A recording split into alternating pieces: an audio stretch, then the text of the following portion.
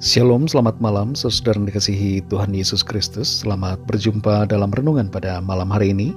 Doa dan harapan saya saudara semua ada dalam keadaan yang baik, sehat, penuh sukacita, dan berlimpah berkat Tuhan. Sebelum kita mendengarkan renungan firman Tuhan, mari kita berdoa. Bapa, dalam nama Tuhan Yesus Kristus, Bapa yang sungguh sangat baik, Tuhan yang selalu mengasihi kami bersyukur untuk penyertaan-Mu di sepanjang hari ini. Oleh karena kekuatan-Mu saja ya Tuhan, maka kami mampu mengerjakan setiap tugas aktivitas kami. Terima kasih untuk sukacita, damai sejahtera, dan segala berkat kebaikan-Mu. Pada saat ini kami rindu mendengarkan sabda firman-Mu. Urapi kami dan jamah hati kami, agar kami mengerti dan taat melakukan kehendak-Mu. Dalam nama Tuhan Yesus kami berdoa. Haleluya. Amin. Saudara yang dikasihi Tuhan, ayat renungan kita pada saat ini terdapat dalam kitab Kejadian pasal 28 ayat yang ke-16. Tertulis demikian. Ketika Yakub bangun dari tidurnya, berkatalah ia, sesungguhnya Tuhan ada di tempat ini dan aku tidak mengetahuinya. Saudara yang dikasihi Tuhan, Tuhan selalu ada dimanapun kita berada. Walaupun kita tidak merasakannya, meskipun kita tidak melihatnya, dan sekalipun kita tidak mendengarnya. Saat kita sendirian, di saat-saat baik maupun yang nampak buruk, di tempat yang paling terpencil di dunia ini, Tuhan selalu ada bersama, memberikan kekuatan lewat kehadirannya. Dalam Kejadian 28 ayat 16 ini tertulis, ketika Yakub bangun dari tidurnya, berkatalah ia, sesungguhnya Tuhan ada di tempat ini dan aku tidak mengetahuinya. Inilah yang seringkali terjadi dalam hidup kita. Kita tidak mengetahui, tapi di situ Tuhan hadir selalu. Dalam perjalanannya sendirian menuju Padan Aram, Yakub mengalami suatu mimpi yang begitu nyata ia lihat dan rasakan.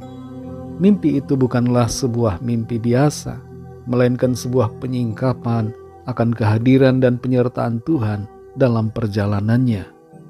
Yakub pada saat itu memang sedang membutuhkan kekuatan rohani untuk melangkah menuju tempat yang belum pernah ia pergi. Yakub bukanlah tipe pengembara. Ia adalah anak rumahan yang terbiasa tinggal di dalam kemah. Tidak seperti Esau yang suka mengembara, yang pekerjaannya memburu, dan lebih berani dibandingkan dengan Yakub. Dalam kesendiriannya, di tengah kegelapan malam di daerah bernama Luz, Yakub tidur, dan disitulah ia mendapatkan pengalaman pribadi akan kehadiran Tuhan, dan itu membuatnya sadar bahwa tanpa sepengetahuannya, ada Tuhan yang bersama dengan dia. Ketika bangun di pagi hari, ia membuat sebuah tugu untuk menandai tempat itu dan menamai lokasi itu dengan nama Betel. Saudara yang dikasihi Tuhan, Tuhan itu transenden dan imanen.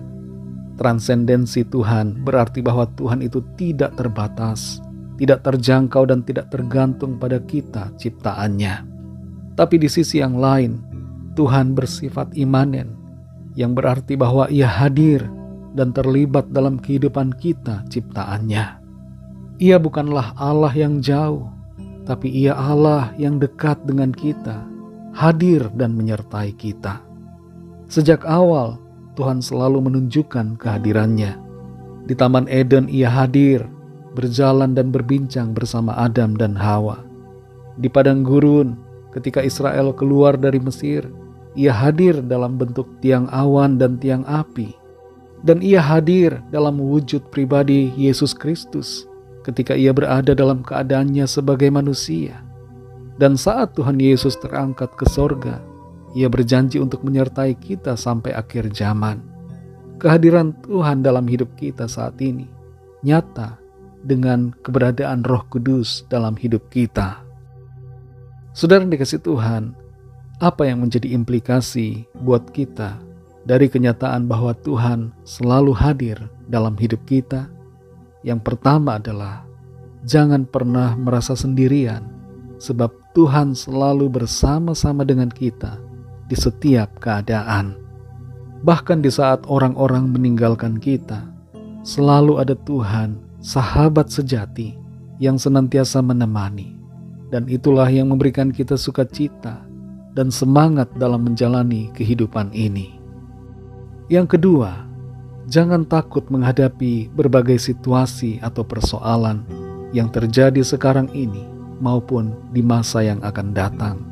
Penyertaan dan kehadiran Tuhan akan memastikan bahwa kita akan sampai pada tujuan dan rencana Tuhan yang baik. Yang ketiga, ingatlah bahwa penyertaan Tuhan berlaku di sepanjang umur hidup kita. Betel menjadi titik di mana Yakub merasakan kehadiran Tuhan. Tapi kehadiran Tuhan itu tidak berhenti hanya di situ saja, namun berlangsung di setiap saat dan dalam seluruh perjalanan kehidupan Yakub. Begitu pula dengan kita, dengan saudara dan saya. Selama kita hidup di bumi ini, Tuhan akan selalu menyertai dan menopang kita sampai kita masuk dalam kekekalan. Saudara yang dikasihi Tuhan, biarlah ini menjadi kekuatan dan sukacita buat kita, bahwa Tuhan hadir dan menyertai serta menopang kita dengan kasih dan kuasa-Nya. Jangan takut dalam berbagai keadaan yang kita hadapi. Jangan gelisah dan cemas dengan berbagai persoalan. Malam ini, saudara, tidurlah dengan kesadaran bahwa kita tidak sendirian. Sobat kita yang setia, Tuhan Yesus Kristus yang Maha Kuasa, selalu menyertai dan menolong kita melewati semuanya dalam kemenangan. Mari kita berdoa. Bapa, dalam nama Tuhan Yesus Kristus, kami bersyukur untuk firman-Mu yang menguatkan kami, meneguhkan hati kami, menyadarkan kami bahwa Tuhan selalu ada bersama-sama dengan kami di setiap keadaan. Saat kami sendirian, ketika orang-orang meninggalkan kami, dalam situasi tersulit di hidup kami sekalipun, Tuhan selalu ada bersama, menemani, menguatkan dan menopang, serta menghibur kami. Kehadiran-Mu lah ya Tuhan yang membuat kami kuat. Kehadiran-Mu yang memampukan kami melewati semuanya. Kehadiran-Mu melenyapkan ketakutan dan segala kecemasan kami. Kehadiran-Mu membuat kami bersemangat dalam menjalani hidup ini. Terima kasih untuk kehadiran-Mu ya Tuhan. Terima kasih untuk penyertaan-Mu yang selalu tersedia dan nyata dalam sepanjang hidup kami. Malam ini Tuhan, kembali kami akan beristirahat. Berikan kami tidur yang nyenyak dan bangunkan kami kembali besok pagi dengan kekuatan baru, tubuh yang sehat diberkati Tuhan, untuk kami pakai memuliakan nama Tuhan dalam segala aktivitas kami. Kami berdoa bagi yang sakit dan dalam pergumulan, agar Tuhan menjamah, menyembuhkan, memulihkan, dan menyatakan kuasa pertolongan-Mu yang ajaib bagi setiap kami. Ampunilah kami Tuhan akan dosa dan kesalahan kami, seperti kami juga mengampuni orang yang bersalah kepada kami. Berkatilah bangsa dan negara kami Indonesia, dan juga semua bangsa di dunia ini. Lawatlah dengan kasih dan rahmat-Mu, sehingga setiap orang dari segala bangsa percaya kepadamu. Segala puji hormat kemuliaan bagi nama-Mu. Dalam nama-Mu yang kudus, nama Tuhan Yesus Kristus, kami sudah berdoa dan mengucap syukur. Haleluya. Terimalah berkat Tuhan. Tuhan memberkati engkau dan melindungi engkau. Tuhan menyinari engkau dengan wajah-Nya dan memberikan kasih karunia. Tuhan menghadapkan wajah-Nya kepadamu dan memberikan damai sejahtera. Berkat anugerah dari Bapa Sorgawi, cinta kasih karunia dari Tuhan Yesus Kristus, dalam persekutuan dan penghiburan Roh Kudus, menyertai kita semua sekarang ini dan sampai selama-lamanya. Dalam berkat nama Tuhan Yesus Kristus. Haleluya. Amin. Puji Tuhan, saudara yang dikasihi Tuhan, saya percaya firman Tuhan menjadi berkat dan kekuatan buat saudara semua, dan Roh Kudus akan menolong saudara untuk lebih lagi memahami kebenaran firman Tuhan. Tuhan Yesus memberkati saudara semua. Sampai jumpa dalam renungan yang berikutnya. Haleluya.